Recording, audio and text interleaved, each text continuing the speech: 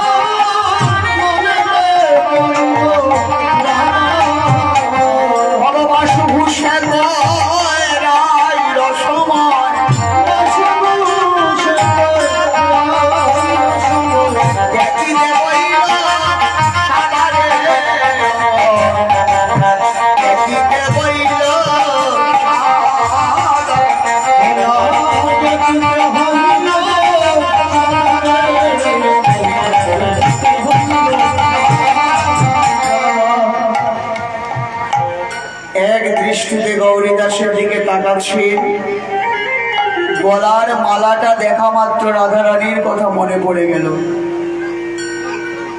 বলছেন গৌরীদাস আমার একটা কথা রাখবে। বলি কি কথা প্রভু?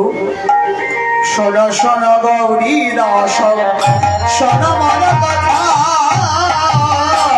শোন শোন